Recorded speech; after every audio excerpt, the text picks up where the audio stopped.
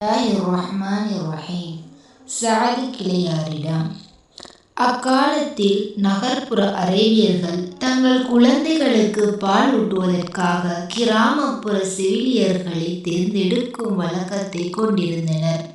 குழந்தைகளுக்கு நகரத்திலுள்ள நோய் தொற்றிவிடாமல் இருக்கவும், உடல் உறுதி பெற்று நரம்புகள் வலிமை அடையவும், தூய அரபு மொழியை திறம்பட கற்றுக்கொள்ளவும் இந்த நடைமுறையை கையாண்டு வந்தனர்.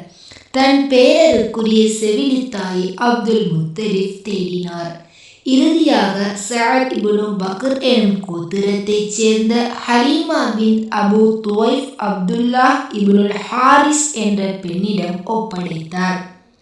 அவரது கணவர் ஹாரிஸ் இப்னு அப்துல் உஜ்ஜா என்பவர் ஆவார். இவருக்கு அபு ஹபீஷா என்ற புனைப்பெயரும் உண்டு. ஹாரிஷியின் பிள்ளைகளான அப்துல்லா, அனீசா, ஷைமா என்ற புனைப்பெயர் கொண்ட ஹுதைஃபா ஆகியோர் நபி ஸல்லல்லாஹு அலைஹி வஸல்லம் அவர்களின் பால்குடி சகோதர சகோதரிகள் ஆவர். இதில் ஷைமா என்பவர் நபி ஸல்லல்லாஹு அலைஹி வஸல்லம் அவர்களை தூக்கி வளர்த்தவர் ஆவார்.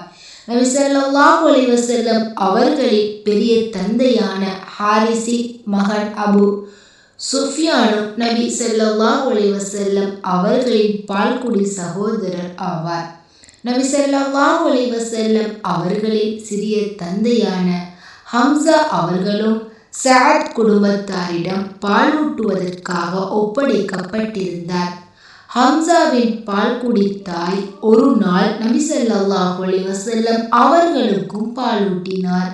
இதனால் ஹம்சா அவர்களும் நபி ஸல்லல்லாஹு அலைஹி வஸல்லம் அவர்களும் சஅத் குடும்பத்தைச் சேர்ந்த செவிலித்தாய் மற்றும் சுவைஃபியா ஆகிய இருவர் மூலம் பால்குடி சகோதரர்களாக இருந்தார்கள்.